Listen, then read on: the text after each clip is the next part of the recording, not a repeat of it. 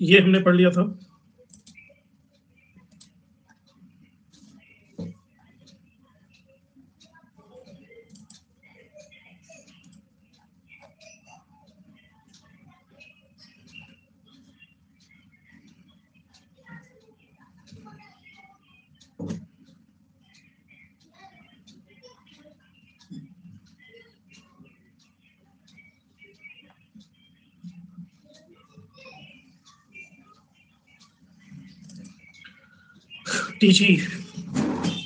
Teaching हो गया था, आज हम पढ़ेंगे लर्निंग। लर्निंग का मतलब होता है सीखना।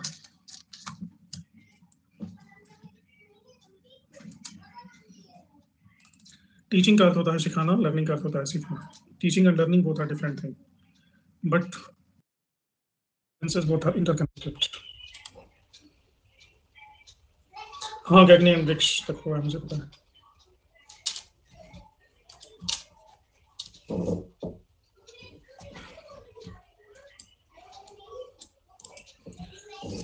इस चार्ट में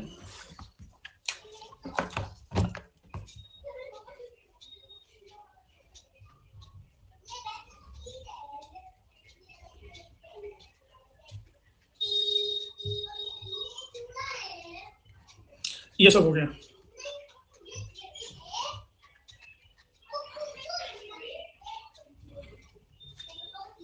ये पढ़ना आज।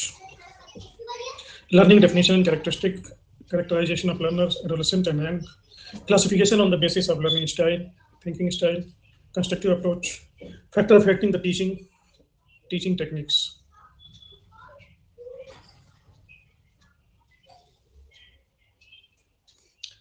स्ट्रेस मैनेजमेंट आपके हाथ में है।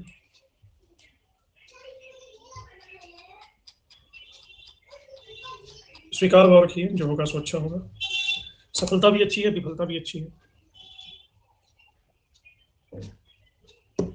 मन का हुआ तो अच्छा, मन का नहीं हुआ तो और भी अच्छा। हॉस्पिटल चली गई तुम, क्या हो गया तुमको?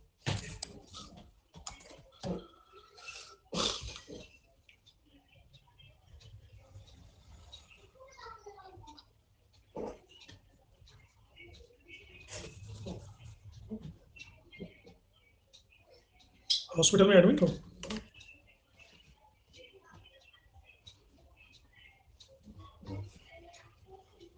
हाँ तो बिल्कुल रेस्ट लो, तब दिमाग को जोर देने की जरूरत नहीं और जल्दी ठीक हो जाओ।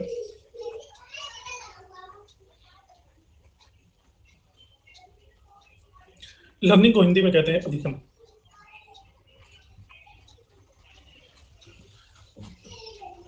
टीचिंग है सिखाना, लर्निंग है सीखना, नए कौशल, ज्ञान, दृष्टिकोण और मूल्य। अधिगम कैपेसिटी ऑफ परफॉर्मेंस।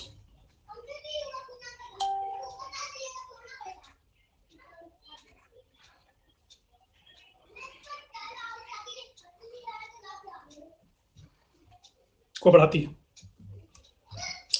तो टीचिंग है समथिंग गिवन, अधिगम है समथिंग, और इससे व्यवहार में परिवर्तन आता है।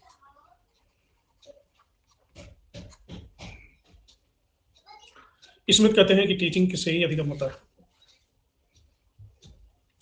अधिगम का सीधा सा मतलब है ज्ञान प्राप्त करना, और कुछ।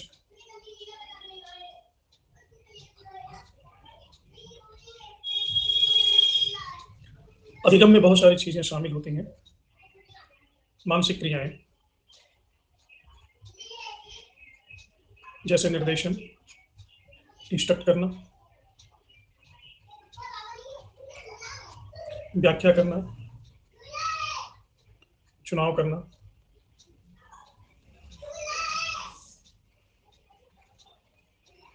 अंतर्दृष्टि का विकास करना, सृजन और आलोचना। ये सारी चीजें लर्निंग का पार्ट।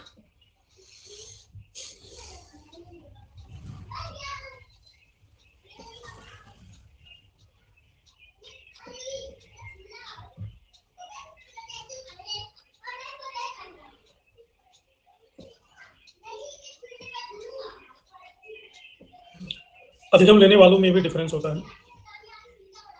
दो प्रकार के शिक्षार्थियों का कैटेगराइजेशन होता है। एक होते हैं एडल्ट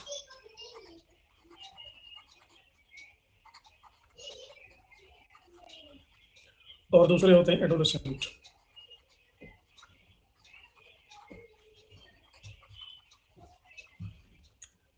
एडोलेसेंट का मतलब होता है किशोर, किशोरावस्था। एडल्ट का अर्थ होता है वयस्क। इन दोनों को सिखाने की प्रक्रियाएं अलग अलग होती हैं, क्योंकि ये उम्र का ऐसा पड़ाव है कि इनकी क्षमताओं में अंतर है, इनकी परिपक्वता का स्तर अलग है। बच्चा जब 6वीं क्लास से लेकर के 12वीं क्लास तक होता है तो ये होता है एडोलेसेंट। बीए से लेकर के पीएचडी तक ये होता है एडल्ट। एक ही नॉलेज को अलग अलग तरीके से ये रिस्पॉन्ड करता है। उसको नॉलेज जैसे दिया जाता है।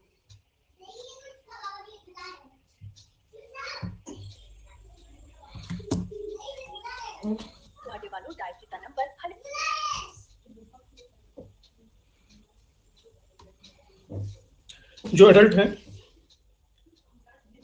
उसकी जो सीखने की पद्धति होती है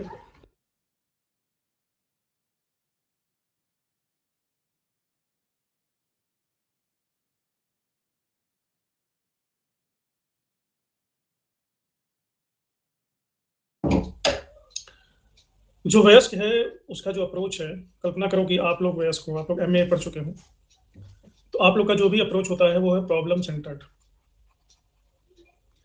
सीखना इसलिए चाहते हो क्योंकि सीखने से किसी एक समस्या का समाधान होगा। इसे नहीं सीखना चाहते हो कि समाज सेवा करनी। वयस्क की शिक्षण पद्धति होती है प्रॉब्लम सेंटर्ड, और जो युवा है वो होता है सब्जेक्ट सेंटर। आप जब 10वीं क्लास में थे, 12वीं क्लास में थे, तो जो भी सब्जेक्ट में आपको पढ़ाया बस इस सब्जेक्ट को सीख लिया। ये पहला दृष्टिकोण में अंतर। दृष्टिकोण में दूसरा अंतर होता है कि जो एडल्ट लर्नर होता है वो रिजल्ट ओरिएंटेड है। उसको रिजल्ट चाहिए। ये 1.5 घंटे की क्लास आप इसलिए नहीं कर रहे हो कि ज्ञान प्राप्त करना है, ये क्लास इसलिए कर रहे हैं कि आपको नेट और जेआरएफ निकालना है। That is the result.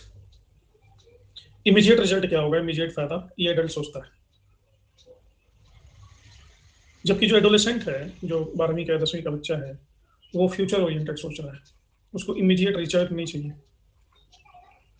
आगे चल करके ये करूंगा, वो करूंगा, ये बनूंगा, वो बनूंगा, ये उसके दिमाग में, जो कि बदलता रहता है। एडल्ट लर्नर सेल्फ डायरेक्टेड होते हैं।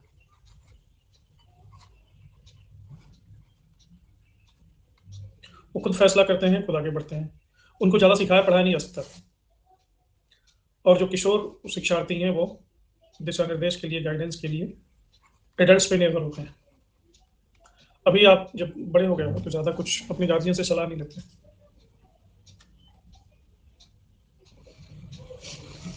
18 के बाद एडल्ट होते हैं, 18 तक किशोर है। ये क्लास है, ये कक्षाओं की बात हो रही थी। जो भी एडल्ट लर्नर है उनको कन्विंस करना आसान नहीं है। वो हर नई जानकारी के लिए संदेह करते हैं। बड़ा आदमी है, उसको आप पट्टी नहीं पढ़ा सकते। ये हो जाएगा तो वैसा हो जाएगा, वैसा हो जाएगा तो ऐसा हो जाएगा, ऐसा हो जाएगा तो कैसा हो जाएगा। वो आपको हमेशा ही स्केप्टिसिज्म से देखेंगे, डाउट से देखेंगे। ज़्यादातर लोग बात भी नहीं सुनेंगे। जितना ही एडल्ट व्यक्ति हो गया है, अनुभव हो गया है, वो ज़्यादा बातचीत नहीं करता, चुप रहता है, अपना काम करता है, ऑफिस जाता है, काम करता करता है। दूसरों की क्या बात करूँ, मेरी भी यही हालत है। मैं जाता हूँ कॉलेज में, अपना काम करता हूँ, घर आता हूँ, मैं किसी से बोलता हूँ, पीएम से चाय वाय मंगाना होता है मंगाता हूँ, क्लास में बोलता हूँ, कोई hi hello good morning good evening, बस। कोई मुझे आकर के नहीं समझा सकता कि देखिए ये होता है तो वो होता है, वो होता है तो ये होता है। मुझे कुछ नहीं पड़ी, मैं भागो यहाँ से, मेरा जो होना था हो गया। एक मैडम जी आ गई एमवे का जानकारी देने की, देखिए मैं स्विट्जरलैंड गई थी, एमवे में इतने माल बेच लोगे तो इतने लोगों को जोड़ लोगे तो स्विट्जरलैंड का ट्रिप मिलेगा, ये मिलेगा, वो मिलेगा। मुझे गुस्सा आ गया, मैं गेट आउट, भागो यहाँ से। स्विट्जरलैंड जाना होगा तो मैं ऐसे ही चला जाऊंगा, एमवे का माल बेच के आऊंगा, और माल बेच के मैं स्विट्जरलैंड जाऊंगा, गेट आउट। दोबारा आना नहीं मेरे पास। मेरा दिमाग खराब हो गया। अब आजकल स्विट्जरलैंड जाना बहुत मुश्किल थोड़ी ना, 40-50 हज़ार रुपये लगते हैं। तो हर चीज को संदेह, क्योंकि एक परिपक्वता का स्तर आपको मिल जाता है तो आपको पता है जिंदगी में क्या है, सब कुछ ज्यादा कुछ परिपक्व हो चुके हो। वो जो कौतूहल की स्थिति थी, नहीं जी नोजल ड्राफ्ट फ्लैप की जरूरत नहीं, सब बेकार की चीजें ब्रेन को इफेक्ट करती है। कौतूहल की स्थिति शांत हो जाती है। जो एडोलेसेंट है ना, ये नई चीज को बड़ी सहजता से स्वीकार कर लेता है। आपके घर में जवान बच्चे होंगे, मतलब किशोर वय के, वो नई चीज ही ढूंढते रहते हैं। नया फैशन, नई बाइक, नया मोबाइल, नया विंडो अपडेट करना है, नया सॉफ्टवेयर डलवाया। एक ही मोबाइल खरीद के 10 बार सॉफ्टवेयर डलवाते हैं। ये सॉफ्टवेयर नहीं अच्छा, वो अच्छा है, वो नहीं अच्छा, वो अच्छा है। एक ही फिल्म को वो हिंदी में भी देख लेंगे, डबिंग तेलुगु में भी देख लेते आएंगे। ये सहजता से क्यों स्वीकार करते हैं? क्योंकि अभी इनको आटे दाल का भाव नहीं पता है। जब जीवन के संघर्ष में उतरेंगे तब इनको पता चलेगा कि छोटी छोटी चीजें जो बड़ी आसानी से फुलफिल होते हुए दिख रही है, माता पिता कर देते हैं। गैस सिलेंडर वाला गैस सिलेंडर लाता है, मतलब छोटी छोटी चीजें जीवन की जो है, बिजली का बिल, ये वो, टेलीफोन बिल, गाड़ी का सर्विसिंग। तो ये चीजें दिखती हैं कि आसानी से पूरी हो रही है, लेकिन जो करता है वो जानता है कैसे हो रही है। जो पैसे जनरेट करके ला रहा है वो जानता है कि ये चीजें कैसे हो रही है। तो जब इनके ऊपर वो सब जिम्मेदारियां पड़ती हैं तब ये इनके होश उड़ जाते हैं। तो ये नई जानकारी को फिर सहजता से स्वीकार नहीं करेंगे। अभी जिम्मेदार नहीं है तो तौलने का मन करता है कि उड़ जाएं चांद तारे, लेकिन जब जिम्मेदारी अपने ऊपर पड़ेगी तब पता चलेगा। तब ये एक इनकी जो सेट रूटीन बन गई है, उस सेट रूटीन से ये कंफर्ट जोन से बाहर जाना नहीं चाहेंगे। जैसे मान लो एक नौकरी पेशा आदमी है, उसका एक कंफर्ट जोन है, सैलरी आती है, घर के खर्चे चलते हैं, ऑफिस जाता है, शाम को आता है, खाना खा का टाइम होगा, खाना खाएगा, सुबह उठ के अनुलोम विलोम करेगा, थोड़ा योगा कर लेगा। फ्रेंड भी उनके वही शर्मा जी, बापला साहब, Mishra ji, morning walk evening walk में मिलेंगे, उन्हीं से बातें होती हैं। कुत्ते भी जाने पहचाने, गली मोहल्ला सब कुछ जाना पहचाना है, ग्रोसरी वाला भी जाना पहचाना है। और सिंह साहब कैसे हैं? आइए आइए। वो क्या बोलेगा वो भी पता है, कौन सा बिस्किट लेना है जाके ग्रोसरी में वो भी पता है, सब कुछ। Each and everything is predictable. वो गाड़ी बस ऐसे सालों साल सालों साल सालों साल सालों साल गाड़ी चल रही है, नो चेंज। कभी कभी चेंज आता है, किसी के यहाँ शादी वादी बढ़ जाती है तो जाना होता है, रूटीन खराब हो जाता है, तो उसमें भी बड़ी दिक्कत आ जाती है। कहीं जाने का मन होता है तो दिमाग खराब, क्योंकि सारा सेटिंग गड़बड़ जाता है। तो वो एडल्ट है, वो अपने कंफर्ट जोन से बाहर नहीं निकलना चाहता। अब उसको कुछ सिखाओ कि अरे शर्मा जी छोड़ो, ये फ्लैट छोड़ो, वहां चलो पार्क एवेन्यू में, पता है फ्लैट, वहां स्विमिंग पूल है, ये है वो है, पीछे गार्डन है, आगे वो है, आगे ये है, डिस्को है, पब है, सौना है। तो शर्मा जी को ये लगेगा कि लेने तक ही तो नहीं है, ये सब सीखना भी पड़ेगा। स्विमिंग पूल में जाके स्विमिंग सीखो, उसके लिए टाइम किसके पास है? उनको बहुत गुस्सा लगता है कि जब मोबाइल में कोई नया फीचर आ जाता है या लैपटॉप में कोई नया विंडो आ जाता है। अब फिर से सारा का सीखो इनको, विंडो सिंडो, क्योंकि इनको पता है कि ये सब विंडो पिछला जितना हमने उत्साह से सीखा था, मिला जुला तो कुछ नहीं। अब इसको भी सीख लेंगे तो क्या मिल जाएगा?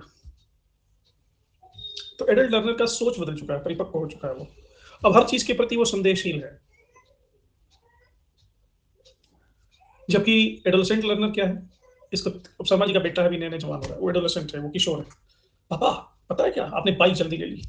अरे वो वाली बाइक लेते हैं ना, वो जूम करके उड़ती है, मतलब 0 to 100 kilometre within 6 seconds. Sharma ji के सर में दर्द होने, इतनी जूम वाली बाइक चाहिए क्यों लाइफ में? आराम आराम से चलो। तो ये दोनों में अंतर है। अब टीचर जो बीए को पढ़ा रहा है, टीचर जो किशोरों को पढ़ा रहा है, ये दोनों को एक ही डंडे से नहीं हाँक सकता, क्योंकि इन दोनों के सॉफ्टवेयर में डिफरेंस आ गया। एमए वालों को जो लेक्चर हम देंगे वो अलग तरीके का होगा। +1 +2 जो टीजीटी पीजीटी के टीचर होते हैं, उनको अलग मॉब से डील करना है। ऐसा नहीं कि दोनों को सेम ही चीज पढ़ाना है, दोनों को हमें वो डिलीवर करना है जो लेने में वो सक्षम।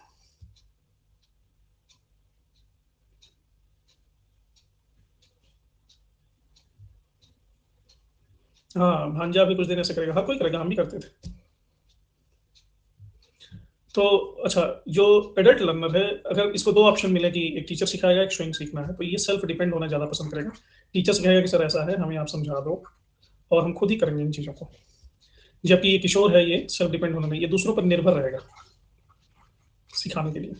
कहेगा यस बिल्कुल सही, बिल्कुल सही। तो इसलिए बताया जा रहा है कि वयस्क शिक्षार्थी और किशोर शिक्षार्थी, इन दोनों में क्या डिफरेंस है। अब इन दोनों के डिफरेंस को हम समझेंगे तभी इन दोनों के लिए डिजायरेबल। अब आप एमए की या पीएचडी की क्लास में चले गए, पीएचडी का कोर्स वर्क हो रहा है, वहां सारे बुढ़े बुढ़े टाइप के लोग बैठे।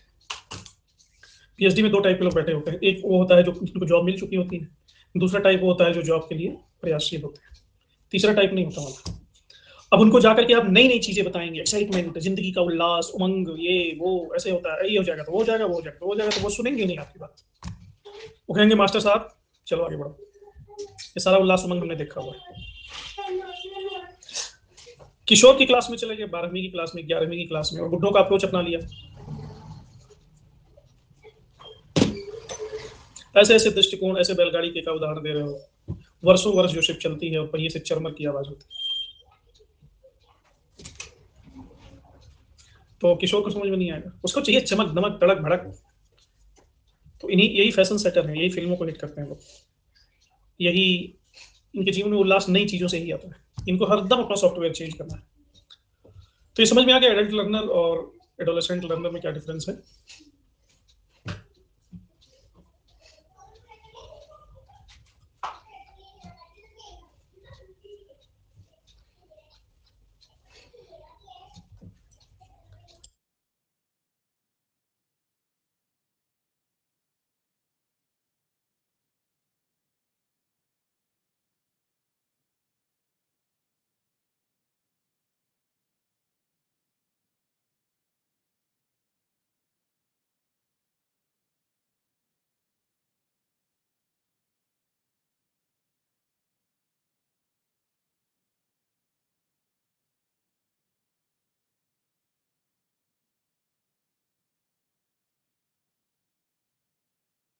तुम लोग मेरी तबीयत क्यों पूछते रहते हो, डॉक्टर हो क्या तुम लोग?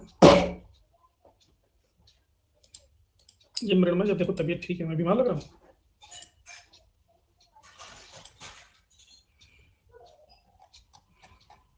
तबीयत तबीयत मत पूछा करो, इट इज नॉट। अगर खराब भी होगी तो क्या कर लोगे वहां से?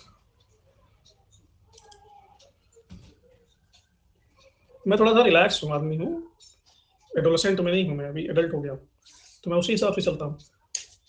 नए नए लोगों की क्लास देखते हो अन अकेडमी पे ही, my name is this and I am going to present ये दिस दैट, वो वाला मेरे से नहीं होगा। देवियों और सज्जनों,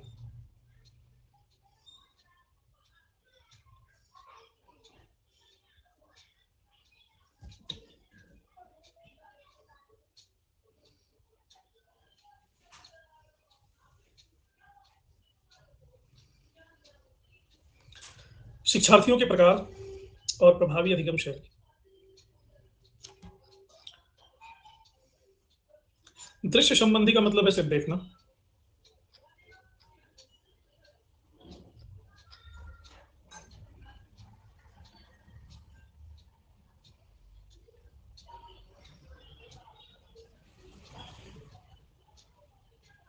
वेरी गुड, देखो धोनी कितना समझदार है। धोनी में दोनों गुणों का संगम है, ये एडोलेसेंट भी है और वो भी है, एडल्ट भी है। नई नई चीजें देखता रहता है, उदाहरण भी देता है, लेकिन समझदारी पूरी।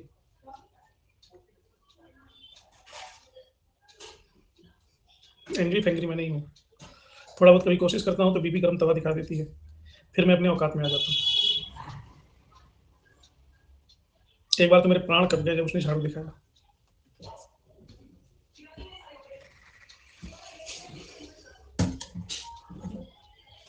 हाँ आयरन भी दिखाया था, आयरन लेडी, सही है। दृश्य संबंधी जो शिक्षण होता है उसका प्रभावी अधिगम शैली है चित्र और प्रदर्शन। श्रवण संबंधी अधिगम का शब्द और ध्वनि, ऑब्वियसली श्रवण का संबंध शब्द और ध्वनि से है। अब श्रवण भी कई तरह का होता है।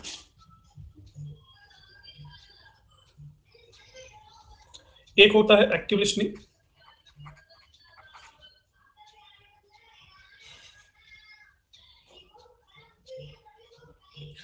एक्टिव लिसनिंग का मतलब होता है उद्देश्यपूर्ण श्रवण, आप बात सुन रहे हैं उसका कुछ उद्देश्य है।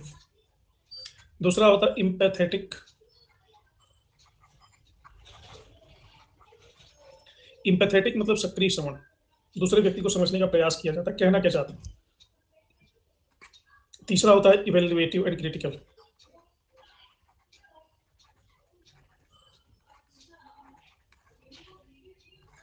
इसमें श्रोता वक्ता के संदेश की शुद्धता, सार्थकता और उपयोगिता का मूल्यांकन करता है। आरोह, वेरी गुड। इसी तरह से जो शिक्षार्थी होता है उनकी थिंकिंग स्टाइल भी अलग अलग है।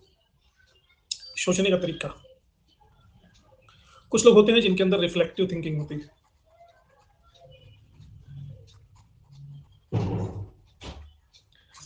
चिंतनशील विचारक, इनकी विशेषता क्या है? विषय वस्तु के संबंध में ये हमेशा नई जानकारी लेना चाहते हैं और नई जानकारी को अतीत के अनुभवों से जोड़ने की चेष्टा करते हैं। हमेशा तर्क को जानने का प्रयास करते हैं और इनके सीखने में भावुकता भी होती है, भावुक होते हैं। तो ये होते हैं रिफ्लेक्टिव थिंकर, जैसे हमारे धोनी जी हैं। धोनी जी में ये सब गुण है। दूसरे हैं क्रिएटिव थिंकर।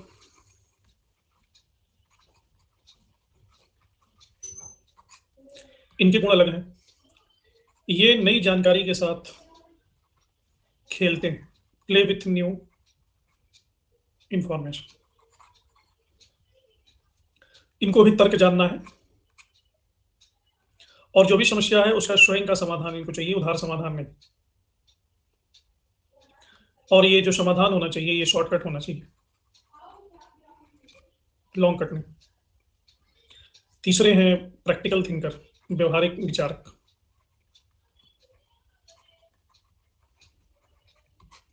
ये हमेशा फैक्चुअल नॉलेज की तलाश में रहते हैं, इनको फैक्ट चाहिए और हमेशा ही रिसर्च करते रहेंगे और तब तक सेटिस्फाई नहीं होंगे जब तक अपने नए स्किल का अपने काम में उपयोग न कर लें। अगले हैं कॉन्सेप्चुअल थिंकर।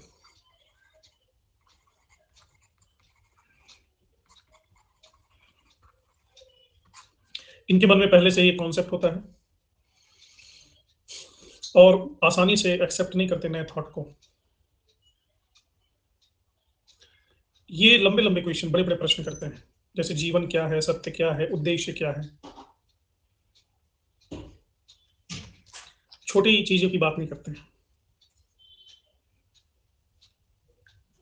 तो ये थिंकर भी अलग अलग टाइप के हैं।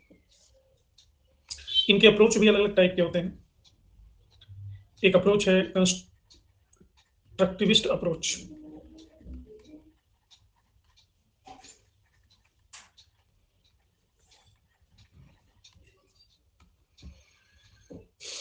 इसको 5E अप्रोच कह सकते हैं। इंगेज, यानी विद्यार्थियों को हमेशा इंगेज करना, सीखने के लिए प्रेरित करना। और सभी इंद्रियों का प्रयोग। दूसरा है एक्सप्लोर,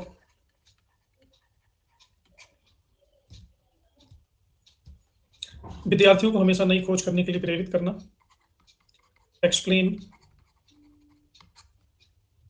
शिक्षक और शिक्षार्थी में विचार विमर्श इसमें आता है। इलाबोरेट, प्राप्त ज्ञान को कहीं और भी लगाया जा सकता है, इसका इलाबोरेशन। और इवेलुएट, मूल्यांकन, प्राप्त ज्ञान का उद्देश्यों के अनुसार मूल्यांकन। नेक्स्ट है फैक्टर अफेक्टिंग टीचिंग।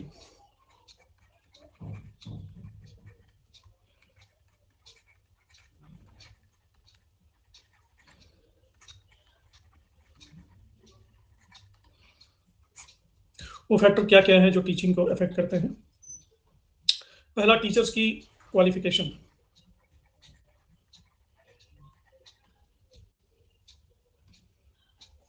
कोलैबोरेट कहाँ है आप? इलाबोरेट के बाद इवेलुएट।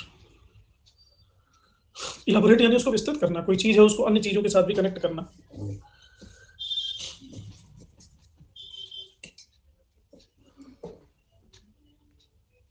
क्वालिफाइड टीचर अगर है, विषय वस्तु का उसको ज्ञान है, तो ये टीचिंग को इस अफेक्ट करता है। दूसरी चीज है स्किल, टीचर के पास कौशल होना चाहिए। टीचिंग एक स्किल है, टीचिंग कोई रटी रटाई चीज नहीं। फिर है एक्सपीरियंस,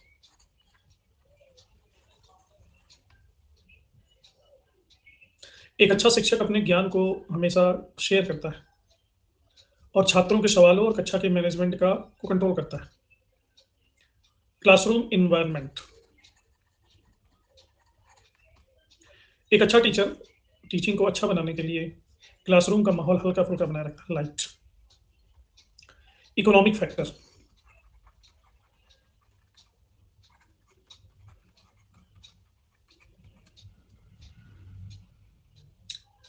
टीचर अगर आर्थिक रूप से स्वतंत्र है, आर्थिक रूप से संपन्न है, तो ही वो प्रभावी शिक्षण कर सकता है। अगर वो आर्थिक रूप से स्वतंत्र नहीं है तो प्रभावी शिक्षण नहीं कर सकता है। एडमिनिस्ट्रेशन,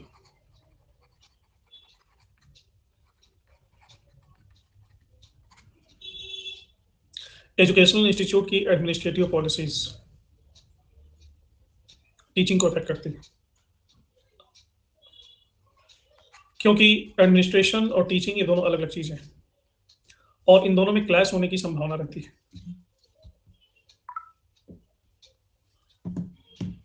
सब्जेक्ट मैटर,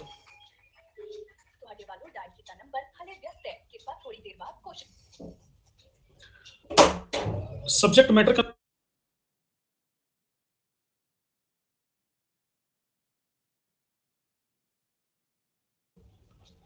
अति आवश्यक है। जिस सब्जेक्ट में वो विशेषज्ञ नहीं है वो विद्यार्थी को अच्छे से समझा नहीं सकता। सोसाइटी और पेरेंट्स के एक्सपेक्टेशन,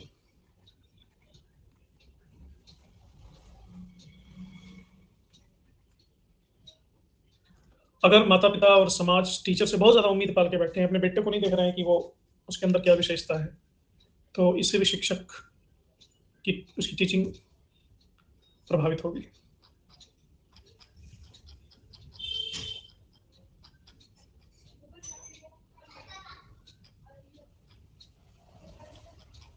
समझ में आ गया यहाँ तक?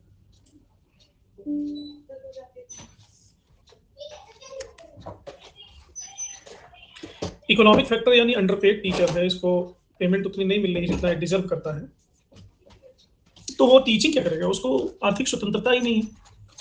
वो उसको जितनी पेमेंट मिलनी चाहिए मिल नहीं रही, होगा जाकर ट्यूशन पढ़ाएगा, तो स्कूल कॉलेज में क्या न्याय करेगा?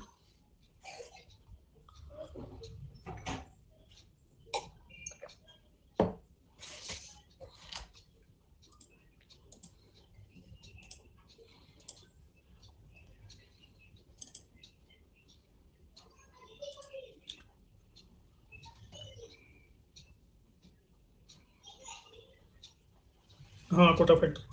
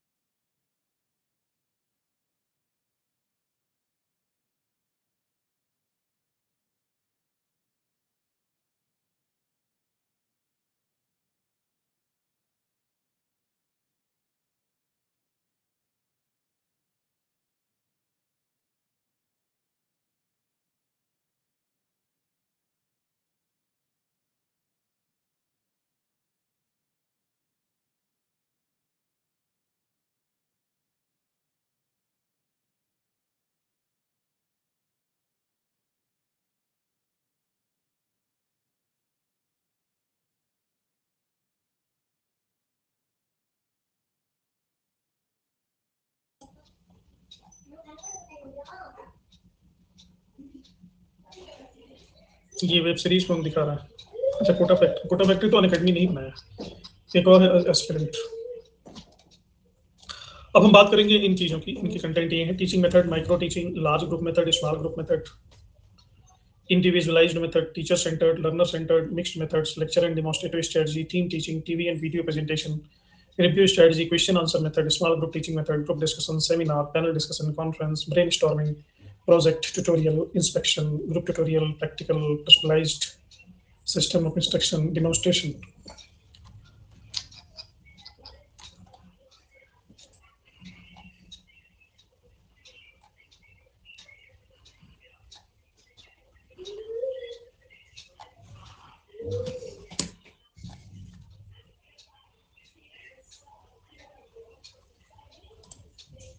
एक मिनट जरा रुकिए आप।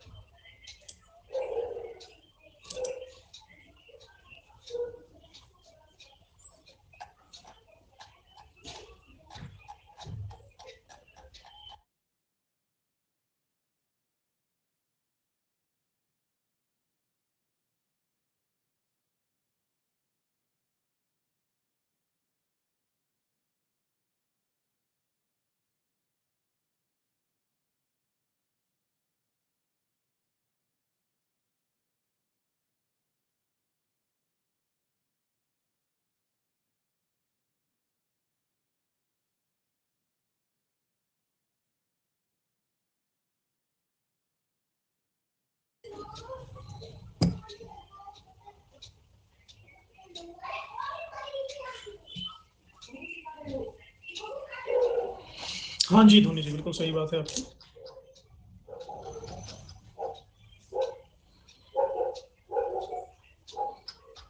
तो टीचिंग मेथड्स की हम बात करें, और इसमें एक वर्ड आता है, कॉन्सेप्ट आता है माइक्रो टीचिंग। माइक्रो टीचिंग यानी छोटे छोटे टुकड़ों में टीचिंग करना।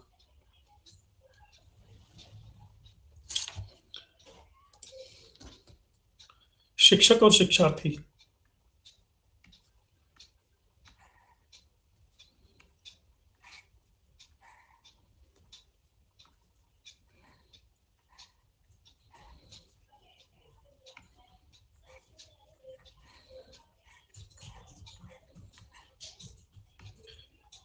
शिक्षक का व्यवहार विशेष परिस्थिति में कैसा है, शिक्षक की पढ़ाने की युक्ति, शिक्षक की अध्ययनशीलता,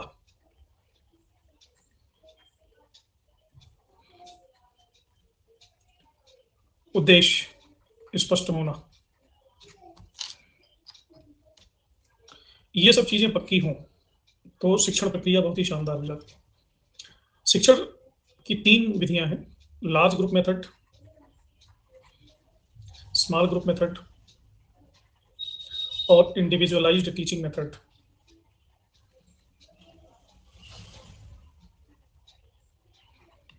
ये 3 विधियां हैं। इन 3 विधियों के अपने अपने फायदे हैं, अपने अपने नुकसान हैं, और इन तीनों को अलग अलग हम डिस्कस करेंगे।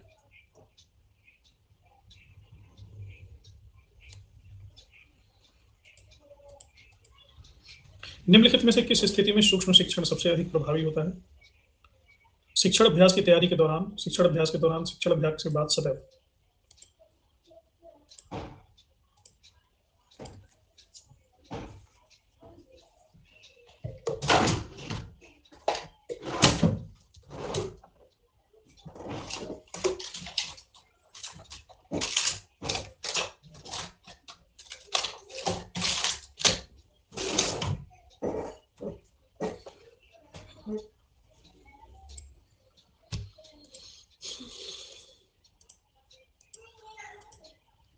शिक्षण की महत्वपूर्ण विधियां, अध्यापक केंद्रित विधि, मिश्रित पद्धति और शिक्षार्थी केंद्रित पद्धति, इन 3 भागों में बांटा जा सकता है। अध्यापक केंद्रित विधि में आता है लेक्चर मेथड और lecture and demonstration method. Learner centred method में आता है असाइनमेंट और प्रोग्राम्ड इंस्ट्रक्शन। मिक्स्ड मेथड में आता है ग्रुप डिस्कशन और सेमिनार। ये 3 अलग अलग विधियां हैं। निम्नलिखित में से किस कक्षा या कक्षाओं के विद्यार्थियों के लिए सूक्ष्म शिक्षण सबसे अधिक उपयोगी होता है? केवल प्राथमिक, केवल जूनियर, केवल 12th, प्राथमिक और उच्च दोनों कक्षाओं के लिए।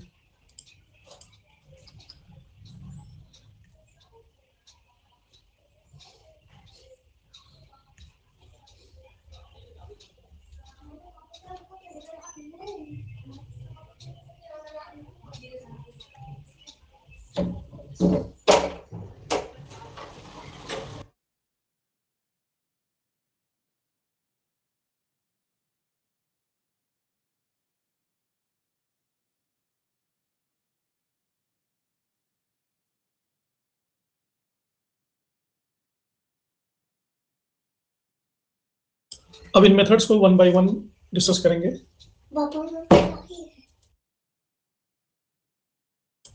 इनकी विशेषता क्या है, इनकी खामियां क्या है, इन सबको।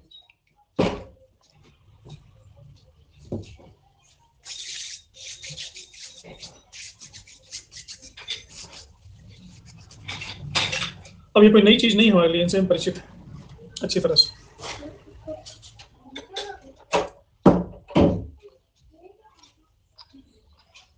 सबसे पहले टीचर सेंटर्ड मेथड।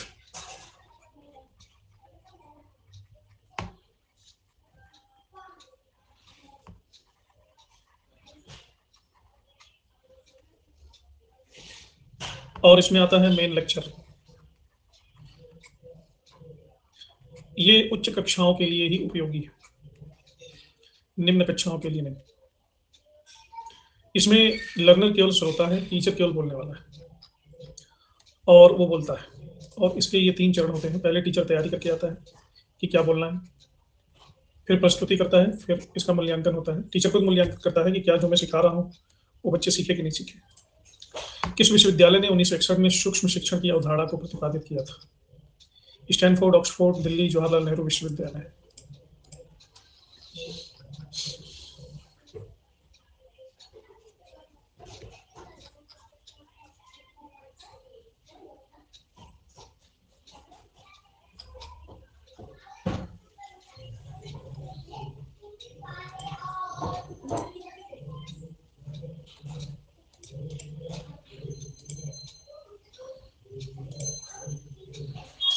व्याख्यान विधि के लाभ क्या हैं? लेक्चर मेथड के लाभ।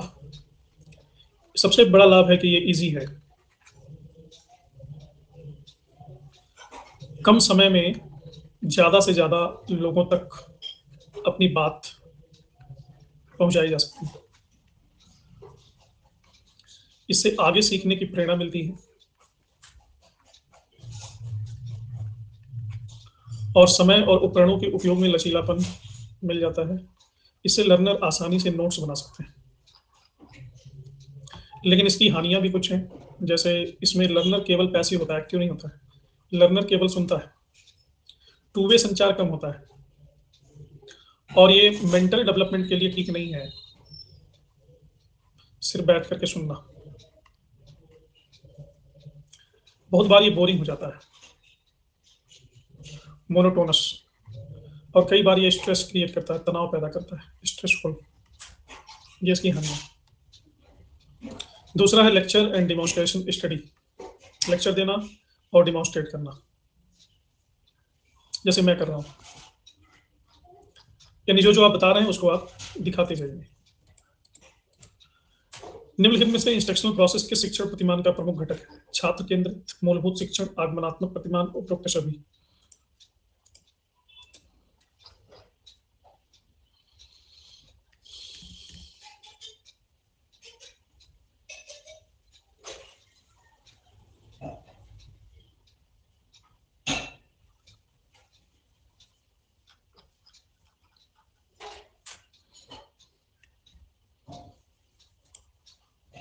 प्रतिमान मीन्स एग्जाम्पल। नेक्स्ट है टीम टीचिंग मेथड। 2 या 3 एक ही कक्षा में अपने अपने विषय का ज्ञान प्रदान करते हैं टीचर। जैसे एक थ्योरी बताएगा, दूसरा उसकी फिलॉसफी बताएगा, तीसरा उसका प्रैक्टिकल बताएगा। तो विचार गोष्ठी, परिसंवाद, पैनल चर्चा, ये सब टीम टीचिंग है। जॉन डेवी ने शिक्षा के किस क्षेत्र में किस बात पर अधिक बल दिया है?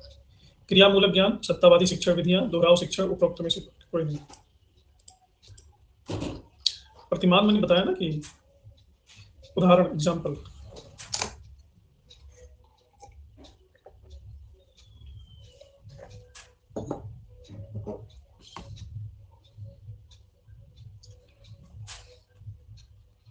जॉन डेवी ने प्रैक्टिकल टीचिंग पे बल दिया है। क्रियामूलक यानी प्रैक्टिकल, प्रैक्टिस के साथ, क्रिया के साथ। अब नेक्स्ट है माइक्रो टीचिंग। माइक्रो टीचिंग क्या होता है? माइक्रो टीचिंग को कहते हैं सूक्ष्म शिक्षण।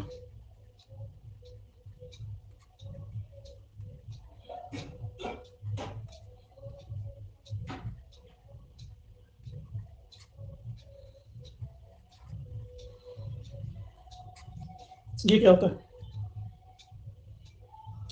टीचिंग एक बड़ी कॉम्प्लेक्स प्रोसीजर है, यानी शिक्षक से लर्नर तक अपनी बात को पहुंचा देना ये आसान काम नहीं है, जटिल काम है। तो इस जटिलता को दूर करने के लिए कुछ कुछ विधियां अपनाई जाती हैं, कुछ कुछ तकनीकी अपनाई जाती है। इन्हें कहते हैं माइक्रो टीचिंग। माइक्रो टीचिंग का मतलब होता है कि एक टाइम में एक ही स्किल का अभ्यास करना, वन टाइम वन स्किल, और एक ही सिलेबस को पढ़ाना। क्लास में कम विद्यार्थी रखना, 5 से 10 से ज़्यादा नहीं, 5 से 10 के बीच में, और पीरियड्स भी 5 से 10 मिनट तक सीमित रखना, उससे ज़्यादा कम नहीं। तो एक नया इनोवेशन है, जैसे क्रिकेट में T20 T10 शुरू हुआ है ना, वैसे ही टीचिंग में भी ये शुरू हुआ है। इससे टीचर को ट्रेन किया जाता है। ये टीचिंग टेक्निक नहीं है, बेसिकली सूक्ष्म शिक्षण is not the teaching technique. Class का टाइम पीरियड यानी क्लास का time, this is training technique. टीचरों को इस टेक्निक के द्वारा, आपने अगर किसी ने बीएड किया होगा ना, तो बीएड में इस टेक्निक को अपनाया जाता है।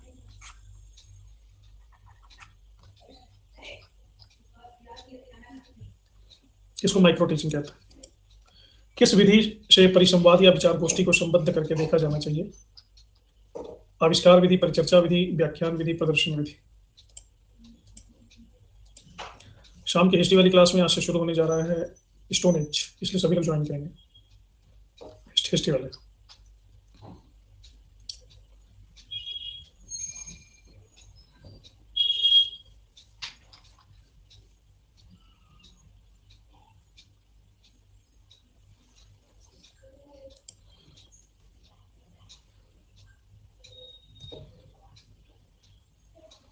अच्छा, ब्लिट्स टॉप ओके, हाँ 9 बजे। तो ये जो माइक्रो टीचिंग के बारे में बता रहा था, सूक्ष्म शिक्षा, तो इसके तुरंत बाद ही टीचर को पता चल जाता है कि परिणाम क्या हुआ। इसके लिए फीडबैक लेने के लिए अलग से टाइम निकालने की जरूरत नहीं है। और ये टाइम पीरियड तो इसका छोटा है, लेकिन बहुत ही स्किलफुल होता है।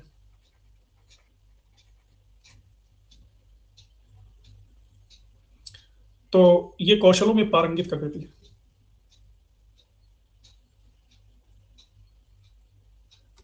कौशल बढ़ा देती है आपका।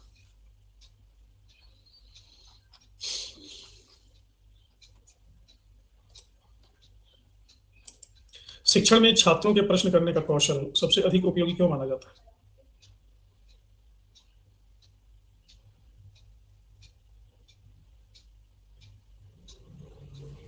शिक्षण में छात्रों की सक्रिय भागीदारी को सुनिश्चित करने के लिए, छात्रों द्वारा तथ्य को याद करने के लिए, छात्रों को अनुशासित बनाने के लिए, छात्रों को परीक्षा के लिए तैयार करने के लिए। क्या नहीं आ रहा निरंकार जी आपको समझ में?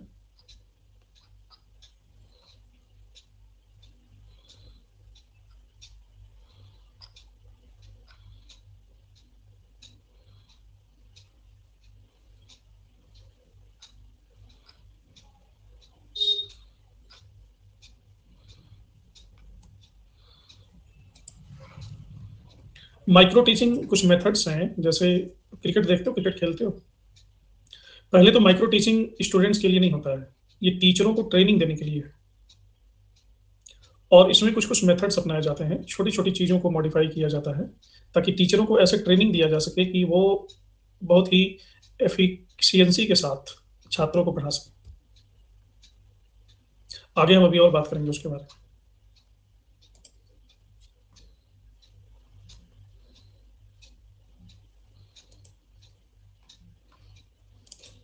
निम्नलिखित में से कौन सा कथन सूक्ष्म शिक्षण के बारे में सत्य नहीं है? यह एक शिक्षण विधि है, यह शिक्षण कौशल के अंतर्गत कौशल का अंतर्भाग है, हर कौशल के लिए अलग से अभ्यास चाहिए, प्रश्न करना सूक्ष्म शिक्षण का एक घटक है।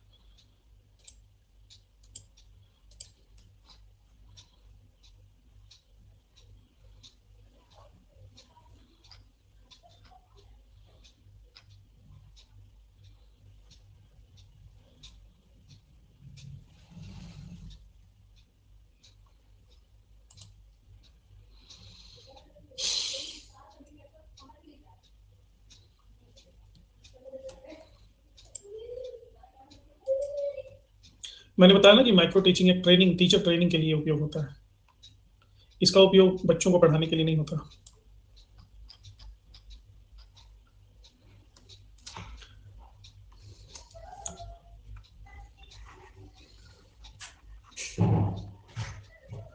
क्वेश्चन आंसर मेथड,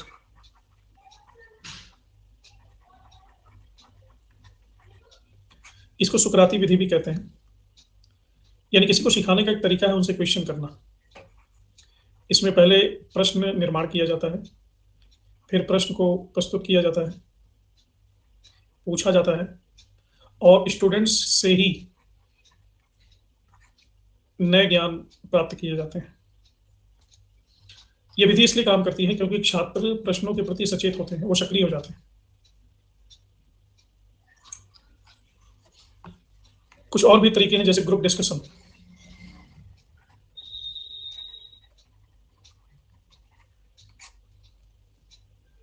समूह चर्चा। ग्रुप डिस्कशन सभी जानते हैं कि कोई विषय लेकर के उस पर पूरा ग्रुप डिस्कस करता है।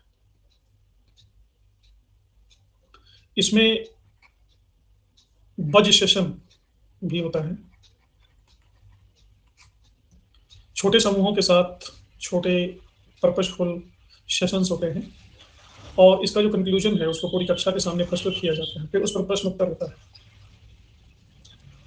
समूह चर्चा के लाभ, बज बज सभी सदस्य इसमें कंट्रीब्यूट करते हैं,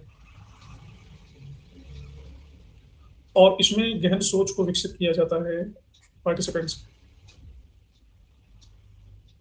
मौखिक और लिखित संचार कौशल का विकास होता है इसमें।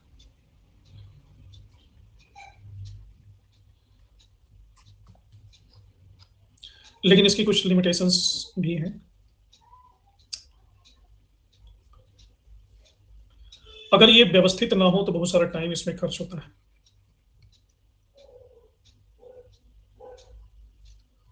और इसमें जो अच्छा बोलना जानता है ना, जिसका कम्युनिकेशन स्किल स्ट्रांग है, वो डोमिनेट करने लगता है। और इसमें इवेल्युएशन बड़ा मुश्किल होता है, क्योंकि किसी का कम्युनिकेशन अच्छा है तो कंटेंट वीक है, किसी का कंटेंट अच्छा है तो कम्युनिकेशन वीक है। ये प्रॉब्लम्स पार्लियामेंट की तरह। एक और मेथड है सेमिनार। सेमिनार समूह चर्चा का ये प्रकार है। ये कोई भी टॉपिक, मान लो टॉपिक दे दिया गया रामायण, रामायण या रामायण की ऐतिहासिकता। अब इसी टॉपिक पे भारत के कोने कोने में जो लोग शोध कर रहे हैं, उन्होंने अपने शोध को इकट्ठा किया हुआ है। मान लो दिल्ली में एक कॉन्फ्रेंस हो रहा है, तो भारत के कोने कोने से जो लोग भी इस पर अपना रिसर्च किए होंगे, उनको सुविधा प्रदान की जाएगी। वो सभी लोग इकट्ठे होंगे और इस विषय पर अपने अपने शोध को प्रेजेंट करेंगे। इस पर वाद विवाद होगा, क्वेश्चन आंसर होगा, विश्लेषण होगा, चर्चा होगी, और रामायण के बारे में जितना उस दिन तक ज्ञान इकट्ठा हुआ है, उसको इसकी प्रोसीडिंग में एक बुक के रूप में छाप दिया जाएगा। तो ये बड़ी समृद्ध परंपरा है किसी भी ज्ञान को इकट्ठा करने की। लेकिन अभी विश्वविद्यालय में सिर्फ फॉर्मेलिटी रह गया। इसका उद्देश्य ये था कि कोई भी ज्वलंत, ऐसा नहीं कि सभी जगह ऐसा होता है, कोई भी ज्वलंत विषय है, उस पर जो भी उपलब्ध ज्ञान है उस कालखंड तक सबको इन्वाइट किया जाए, सबके ज्ञान को इकट्ठा किया जाए और इकट्ठा प्रस्तुत कर दिया जाए, ताकि वो पूरा का पूरा एक साथ सबको मिल सके अपडेटेड नॉलेज। अभी क्या होता है, सरदार भगत सिंह का भारतीय राजनीति में योगदान। अब सरदार भगत सिंह पे जो कुछ भी लिखा गया है, कोई उस किताब से लिख ले रहा है, हजारों किताबें लिखी गई, कोई उस किताब से लिख ले रहा है, लिख रहे वही जाके पढ़ रहे हैं, वही जाके छप जा रहा है, वही जाके प्रोसीडिंग में रिलीज हो जा रहा है, कुछ न्यू ऐड नहीं हो रहा है। इसी तरह से एक था संगोष्ठी,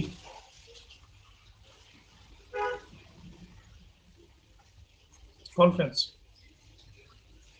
सेमिनार और इसमें बहुत ज्यादा अंतर नहीं, लगभग एक ही। पैनल डिस्कशन, आर्टिकल कैसे लिखते हैं इस पे मैंने पूरी की पूरी क्लास ली है हिस्टोरियोग्राफी में, उस क्लास को देखो, सब कुछ विस्तार से बताया। पैनल डिस्कशन में 6 से 8 लोग होते हैं और एक कोई टॉपिक दे दिया जाता है, उस पर विचार विमर्श होता है। जैसे क्लाइमेट चेंज, तो जो विचारक होते हैं क्लाइमेट चेंज पर अपनी अपनी राय रखते हैं, बातचीत करते हैं और एक निष्कर्ष निकालते हैं। अच्छी तरह से अगर ये आयोजित होती है तो ये बड़ी ही रुचिकर होती है, बड़ा ही मजा आता है इसको देख करके। तो जो समाज में जैसे जो टीवी में आप लोग देखते हो ना, वो पैनल डिस्कशन नहीं होता जो 4 लोग मिलकर के झगड़ा करते हैं, हाँ प्लस पे है, लेकिन वो बेकार भी हो सकता है क्योंकि विधि में विशेषज्ञों को सिंगल फोरम पर लाना बड़ा मुश्किल होता है। और ये भी देखने में आता है कि लोग या तो लड़ाई कर लेते हैं या तो भाग ही नहीं देते। तीसरा है ब्रेन स्टॉर्मिंग मेथड, मस्तिष्क झंझावाती।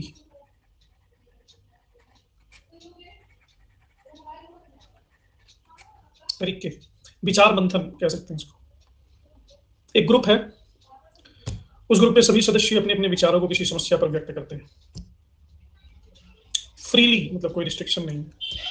स्टूडेंट्स का भी एक ग्रुप बना दिया जाता है और कहा जाता है कि आप इस पर खुल करके सोचिए, खुल करके बोलिए। खूब वार्तालाप होता है, वाद विवाद होता है, हाहाकार मच जाता है। और उसमें से जो मेन मेन पॉइंट्स है टीचर ब्लैक बोर्ड पर लिखता चला जाता है और अंतिम में चर्चा इस बिंदु पर आ जाती है कि एक कंक्लूजन पे पहुंच जाता है टीचर और अंतिम में वो कंक्लूड कर देता है। तो ये अभ्यास छात्रों में चिंतन शक्ति का विकास करती है, उसमें विश्लेषण, संश्लेषण, निरूपण का कौशल विकसित करती है। और इसमें सारे विचार स्पॉन्टेनियस होते हैं, सहज। ऐसा नहीं किताब पढ़ के आए वही बोल रहे हो, रट रट रटा नहीं। जैसे मैं जो आपको पढ़ाता हूँ ये भी सहज होता है।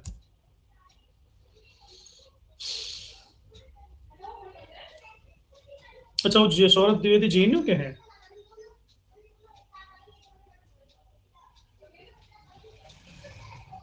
ये तो मैं जानता ही नहीं था। वेरी गुड, अच्छा किया बता दिया। काफी लोग को जान के अपार हर्ष होगा कि मैं भी जेएनयू से हूँ। मैंने अपनी पीएचडी जेएनयू से की है। अच्छा अच्छा, वो जेएनयू से है, मुझे पता ही नहीं था।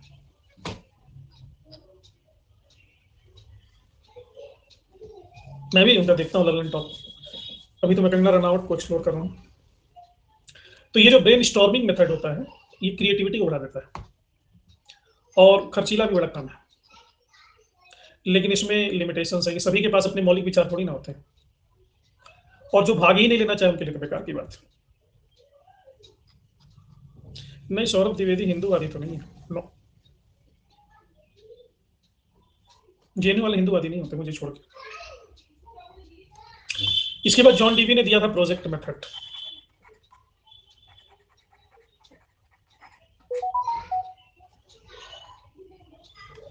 प्रोजेक्ट मेथड मतलब क्या है? जॉन डीवी और उनके शिष्य थे किलपैट्रिक। इसमें एक प्रोजेक्ट दे दिया जाता है स्टूडेंट को और कहा जाता है, समस्या दे दिया जाता है, कहा जाता है इसका हल निकालो 1 महीने में, 1 साल में, और गाइड आपको गाइड करेगा, इसकी रिपोर्ट बनाओ। हिंदुत्व कोई धर्म नहीं है, हिंदुत्व जीवन दर्शन, हिंदुत्व एक समझ है, हिंदुत्व इस वसुधा का नवनीत है, हिंदुत्व मनुष्यता की पराकाष्ठा है, हिंदुत्व एक मूल्य है। हिंदुत्व का मतलब टीका, अगरबत्ती, कपूर जलाने से नहीं। हिंदुत्व का मतलब है कि आप सनातन परंपरा के अंग हो, सनातनी हो। हिंदुओं ने कभी किसी देश पर आक्रमण किया, हिंदुओं ने कभी किसी की मस्जिद तोड़े, न गिरजा तोड़े, न किसी की हत्या की। हिंदुओं ने कहा किसी का कुछ नुकसान किया, खुद बेचारे पीड़ित रहे। कुछ लोगों ने जिन्होंने किया है वो हिंदू नहीं है, वो भटके हुए लोग हैं।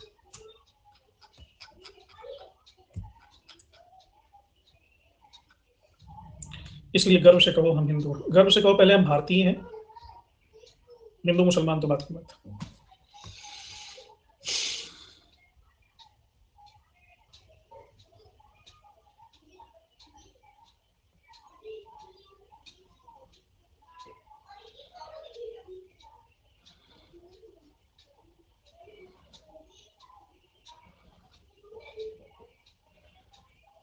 भारतीय हैं। हिंदू तो शब्द तो बड़ा मलिन हो गया है, राजनीति का शिकार हो गया है। हिंदुस्तानी कह लो, हम हिंदुस्तानी हैं। छोड़ो कल की बात। इसके बाद आता है ट्यूटोरियल मेथड।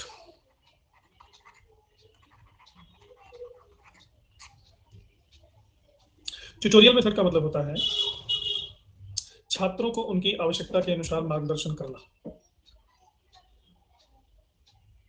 तो कई तरह के ट्यूटोरियल होते हैं। इंस्पेक्शन ट्यूटोरियल, स्टूडेंट टीचर के साथ व्यक्तिगत रूप से विचार विमर्श करता है। ग्रुप ट्यूटोरियल, साधारण स्तर के शिक्षक विशिष्ट शिक्षकों के अंडर में काम करते हैं। प्रैक्टिकल ट्यूटोरियल, इसमें प्रैक्टिकल करके किसी समस्या का समाधान ढूंढा जा सकता है। प्रोजेक्ट मेथड मैंने बता दिया ना, टीचर स्टूडेंट्स को एक प्रोजेक्ट देता है, परियोजना देता है, और वहाँ पे उसमें गाइड भी करता है, और टीचर अपनी बुद्धि का उपयोग करके उस परियोजना को सॉल्व करता है।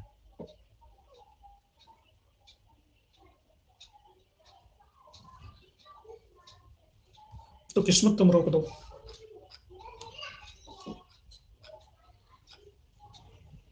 ट्यूटोरियल को कहते हैं अनुशिक्षण।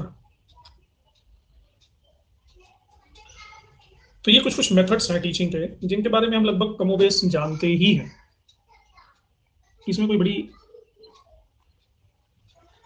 नई सी बात नहीं है। निम्नलिखित में से अर्मस्ट्रॉन्ग किस विधि के मुख्य प्रतिपादक थे? परियोजना विधि, विचार विमर्श विधि, अनुमानी विधि, ह्यूरिस्टिक मेथड एंड समस्या समाधान की विधि।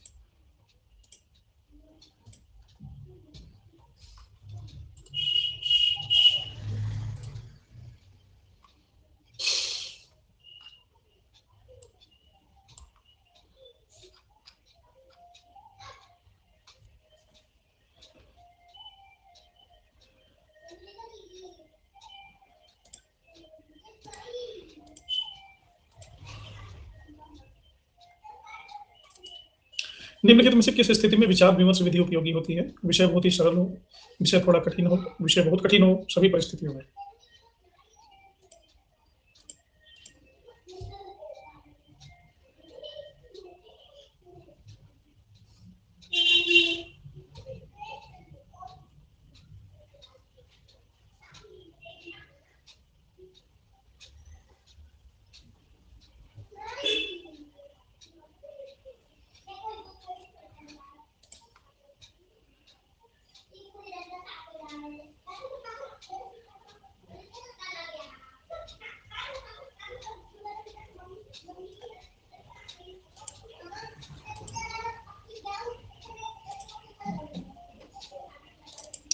शिक्षण में शैक्षिक प्रौद्योगिकी बहुत उपयोगी है। क्यों?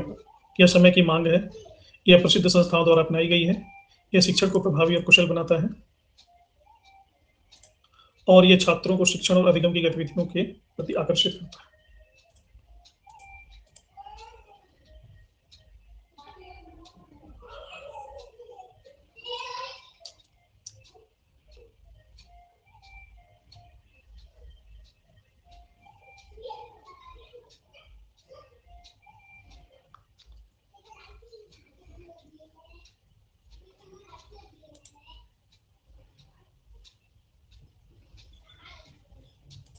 यस विक्रम संपत मैंने पढ़ा है, पढ़ा नहीं मैंने सुना है, पढ़ूंगा।